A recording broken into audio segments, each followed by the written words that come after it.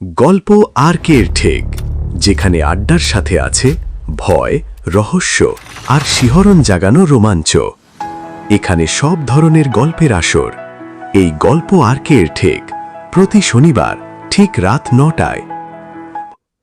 আজ আমরা এক নতুন রোমাঞ্চকর অভিযানে প্রবেশ করতে চলেছি, কিন্তু গল্প শুরু করার আগে আপনাদের জীবনের এক কঠিন সত্য নিয়ে কিছু কথা বলতে চাই।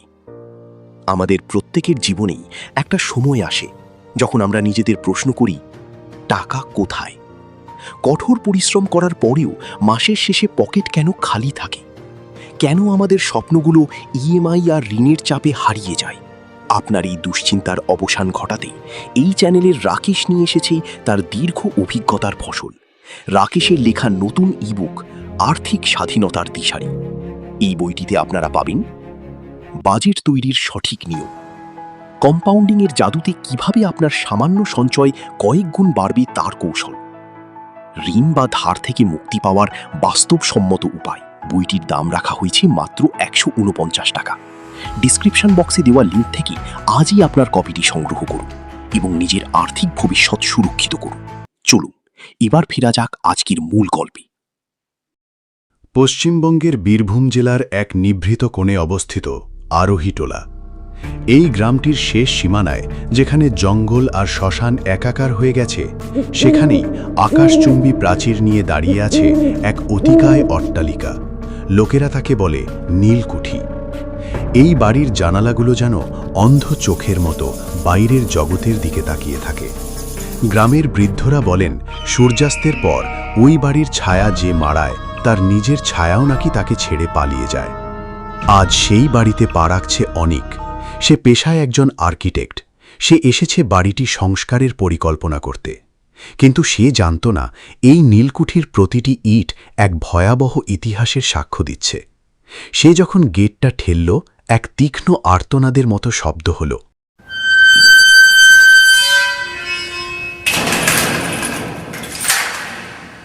বাড়ির কেয়ারটেকার হরেন কাকা তাকে একটি পুরনো লণ্ঠন ধরিয়ে দিয়ে শুকনো গলায় বললেন, বাবু, দোতলার দক্ষিণ দিকের ঘরে একটা বড় আয়না আছে।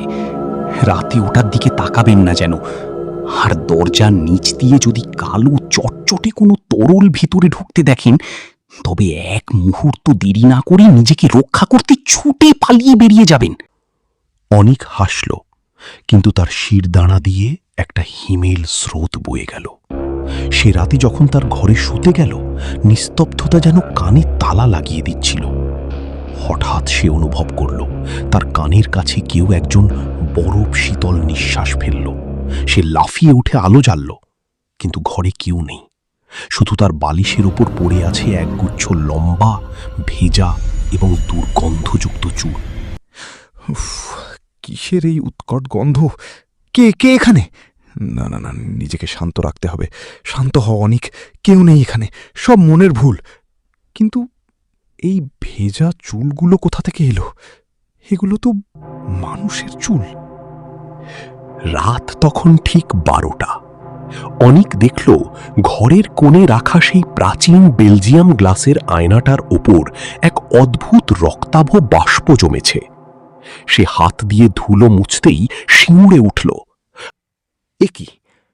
আয়নায় আমার নিজের প্রতিবিম্ব দেখা যাচ্ছে না কেন? ওটা কিসের শব্দ? ওই লোকটা ওই মেয়েটার সাথে অমন করছে কেন? না, থামুন, দয়া করে থামুন। বদলে সে দেখল আয়নার ভেতরে এক সুসজ্জিত হলঘর। সেখানে এক নীলকর সাহেব এক সুন্দরী তরুণীর জিভ কেটে দিচ্ছে।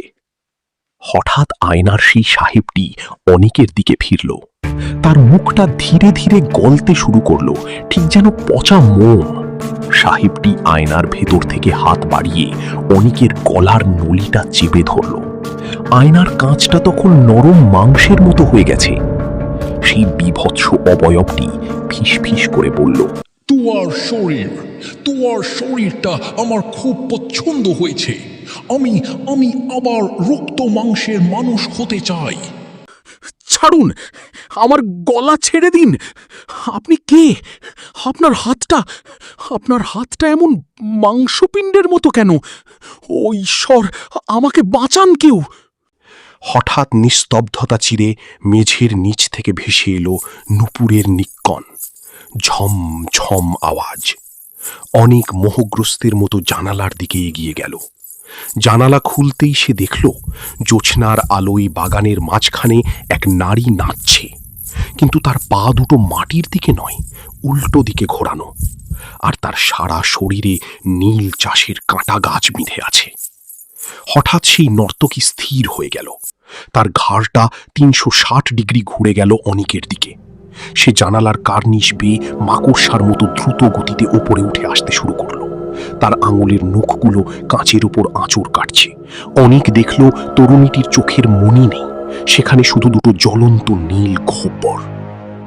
এত রাতে বাগানে কি নাচছে? ওটা কি কোনো মানুষ? ওভাবে পা উল্টো করে কেউ নাচতে পারে? এ কি?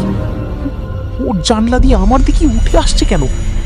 শুনুন, কাছে আসবেন না বলছি।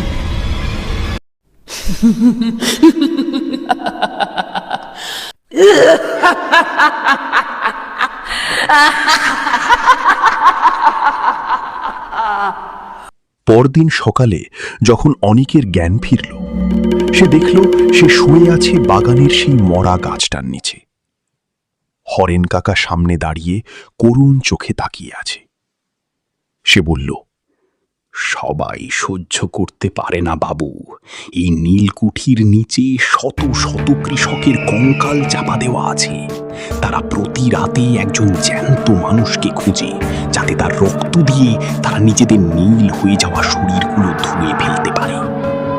অনেক যখন পালাচ্ছিল, সে আয়নায় তাকিয়ে শেষবার দেখল তার গলার কাছে 5টা আঙ্গুলের নীলচে ছাপ বসে গেছে। হরেন কাকা, আমি আর এক মুহূর্ত এখানে থাকব না। এই বাড়িতে বাতাস নেই, শুধু অভিশাপ আছে। আমার গলার এই নীল ছাপটা, এটা তো কিছুতেই মুছছে না কাকা। ওরা কি আমার পিছু ছাড়বে না?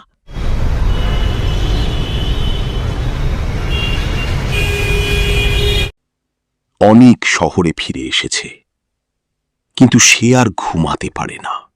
যখনই সে অন্ধকার কোনো আয়নার সামনে দাঁড়ায়, দেখে তার নিজের চোখের মণি দুটো ধীরে ধীরে সাদা হয়ে যাচ্ছে, আর কানে ভাসে সেই নুপুরের শব্দ নয়, বরং চাবুকের আর হাড় ভাঙার শব্দ।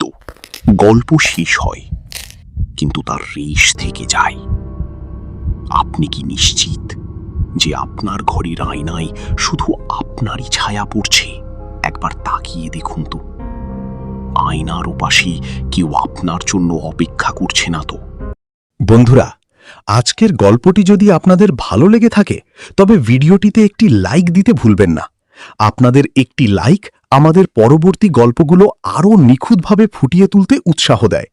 আর আপনি যদি আমাদের এই আড্ডায় নতুন হয়ে থাকেন, তবে এখনই সাবস্ক্রাইব করে পাশে থাকা বেল আইকনটি চেপে রাখুন। এতে আমাদের চ্যানেলের প্রতিটা নতুন রহস্য, রোমাঞ্চকর আরও অডিও ড্রামার আপডেট সবার আগে পৌঁছে যাবে আপনার কাছে। গল্পের এই ঠেকে আপনাদের সঙ্গ আমাদের একান্ত কাম্য। ভালো থাকুন, সুস্থ থাকুন।